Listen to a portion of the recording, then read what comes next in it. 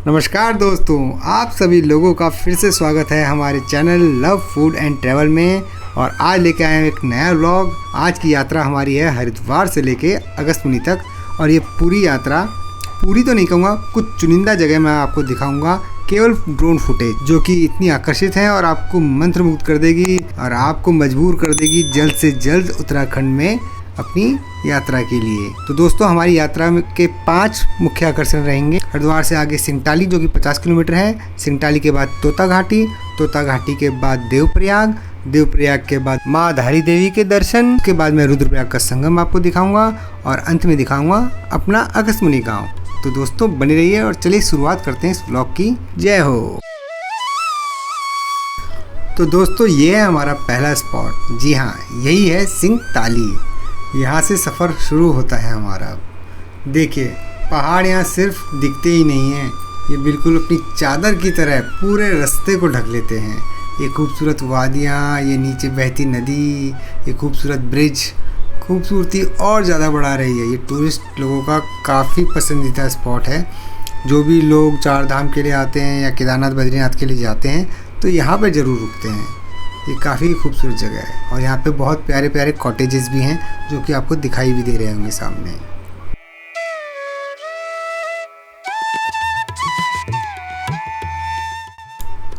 तो दोस्तों, जी हाँ, यही है तोता घाटी और ये सबसे डेंजरस जोन है चारधाम यात्रा में, क्योंकि एक खड़ी घाटी है। लगभग 300-400 मीटर नीचे एकदम खाई है, सीधा अलकनंदा नीचे आपको दिखाई दे रही है।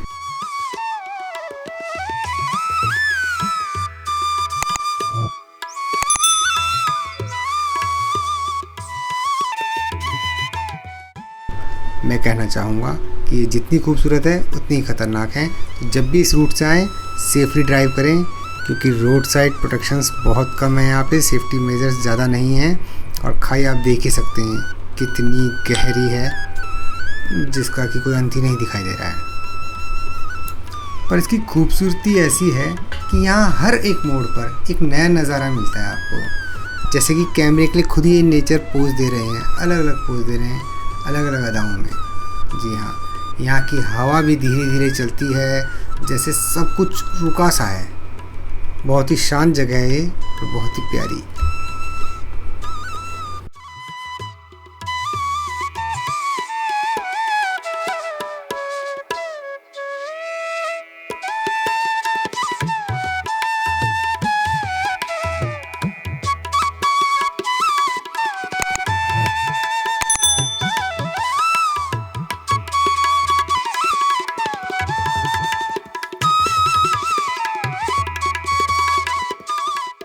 और दोस्तों, अब पहुंच गए हम कहाँ?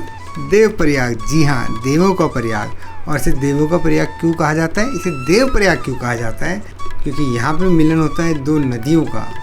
जी हाँ, भागीरथी और अलकनंदा।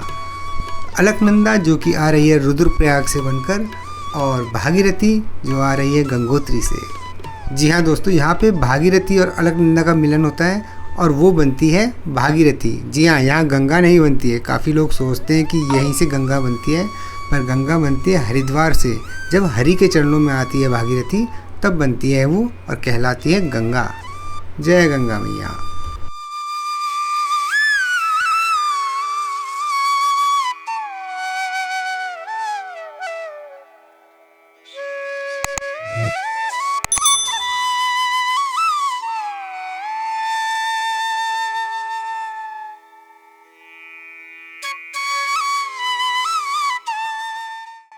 और ये जो आपको सामने स्कूल या यूनिवर्सिटी दिख रही है, तो यह है सेंट्रल संस्कृत यूनिवर्सिटी श्री रघुनाथ कीर्ति कैंपस। कितना खूबसूरत है। उत्तराखंड की रक्षा करने वाली देवी के रूप में जो जानी जाती है, ये है वही धारी देवी।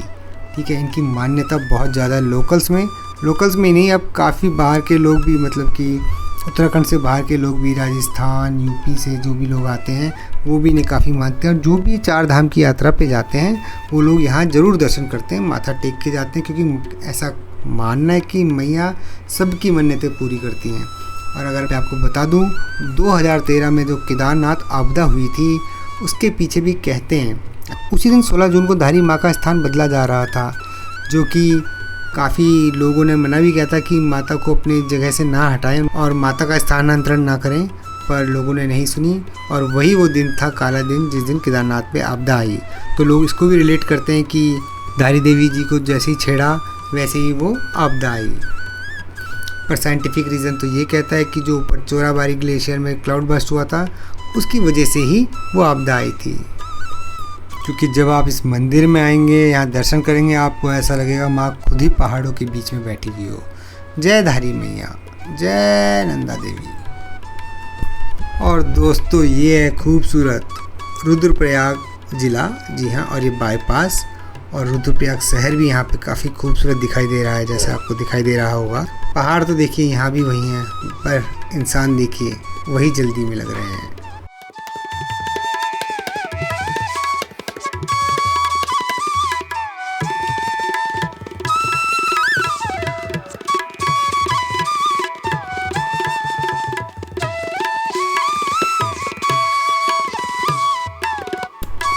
और अब हम आ गए हैं रुद्रप्रयाग संगम। जी हाँ, ये संगम है अलकनंदा और मंदाकिनी का। मंदाकिनी नदी का उद्गम होता है चोराबाड़ी ग्लेशियर, जी हाँ, केदारनाथ के ऊपर से। तो दोस्तों, ये नदी आती है केदारनाथ वैली से होते हुए। और अलकनंदा नदी का उद्गम होता है सतोपंथ ग्लेशियर से, जी हाँ, जो कि बद्रीनाथ की तरफ से आती है। तो यहाँ पे मिलन होता है बद्रीनाथ और केदारनाथ का, ऐसा भी आप समझ सकते हैं। और यहाँ जाकर ये बन जाती है अलकनंदा।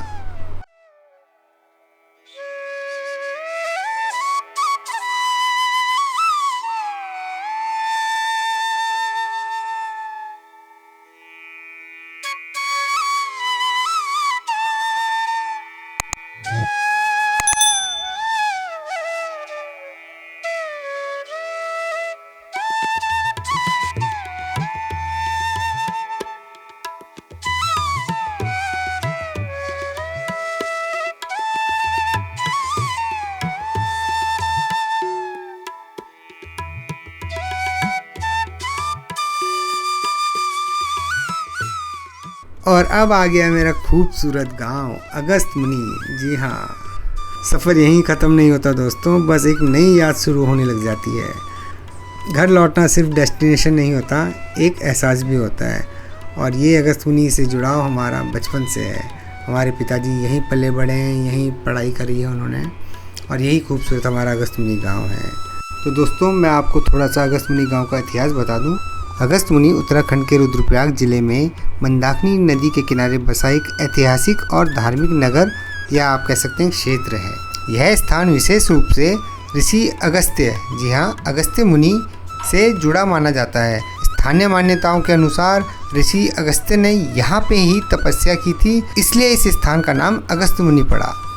इतिहास और लोक कथाओं के अनुसार यह क्षेत्र प्राचीन केदारनाथ, जी हाँ, प्राचीन केदारनाथ का ही हिस्सा रहा है। और केदारनाथ की मात्र यहाँ से 60 किलोमीटर दूरी रह जाती है। केदारनाथ यात्रा मार्ग पर होने के कारण सदियों से यहाँ साधु, संतों, यात्रियों और स्थानीय संस्कृति का प्रभाव बना ही रहा है। मंदाकिनी घाटी के होने के कारण यह व्यापार, आवागमन, धार्मिक गतिविधियों का भी महत्वपूर्ण केंद्र रहा है। जय अगस्त्यमुनि।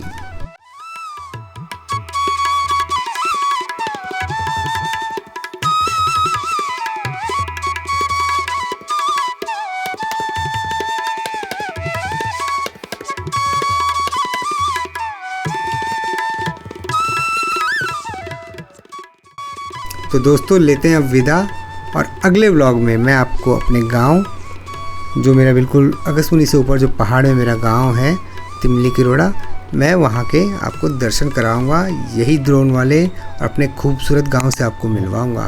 तो बने ही रहिए दोस्तों, मिलेंगे नेक्स्ट व्लॉग में बहुत ही जल्दी। प्लीज़ अपना प्यार बनाए रखें, लाइक करें, शेयर करें, सब्सक्राइब करें मेरे चैनल को, और ऐसे ही आनंद उठाएं उत्तराखंड की खूबसूरत वादियों का। नमस्कार दोस्तों, बाय बाय, टेक केयर।